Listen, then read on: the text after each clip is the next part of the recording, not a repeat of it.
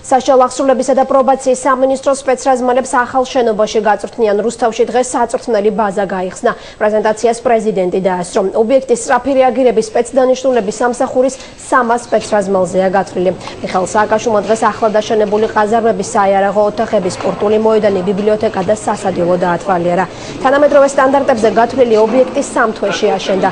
სამუშაოებზე სულ 900.000 ლარი დაიხარჯა. წვრთნებთან ერთად ბაზაზე თეორიული სწავლების კურსიც ჩატარდება. სპეცრაზმის საკვებით მომარაგებას კი კომპანია მეგაფუდი უზრუნველყოფს. თითო სპეცრაზმელის კვებაში დღის განმავლობაში 9 ლარი გამოიყოფა.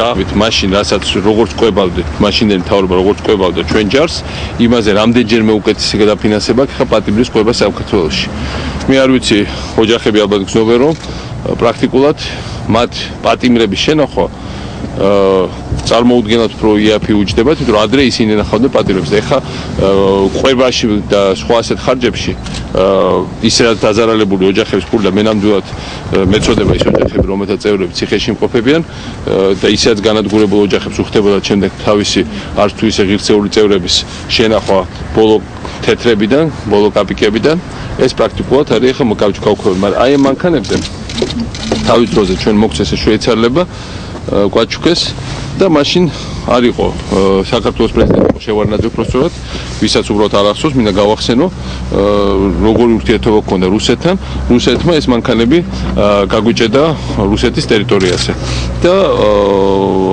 კატეგორიულად აღარ გვაძლევდა და მომიხდა რამდენჯერმე ჩასვლა შვეიცარიაში მაშინ იუსტიციის მინისტრთან საგარეო მინისტრს შეხვედრა ჩვენ მეგობარ დეპუტატებთან ლობირება რომ რაღაც ნაწილი მაინც ამ მანქანების ევროპელებს დაებრუნებიათ უკან და მოეცათ ისევ ჩვენთვის ეს არის ახლა უკვე თითქმის 60 ეგზემპლარი მაგრამ დღემდე სახურობს მიხარია რომ ეს სპეცრაზმი თავის დროზე მე შევქმნილი და ეს არის რეალურად საბრძოლო რესურსი იმიტომ რომ ეს ხალხი ყველა ჩვენ ბრძოლაში ყველა ჩვენ სერიოზულ გამოწვევაში იღებდა ღირსეულ მონაწილეობას და მათ შორის რა თქმა უნდა სხვერპლიც იყო მათში და სამწუხაროდ მაგრამ ეს არის ხალხი ვინც რეალურად საქართველოს ჯარისკაცები არიან ეს არა უბრალოდ წესრიგის დაცვას ემსახურება ეს არის ყველა ესეთი შენაერთი არის ჩვენი საბრძოლო შენაერთი და ყველანი ესენი არიან საერთო ჩვენი წინააღმდეგობის სქემის ძალიან მნიშვნელოვანი ნაწილი ამიტომ ჩვენ ეს ინფრასტრუქტურა გავაგრძელოთ და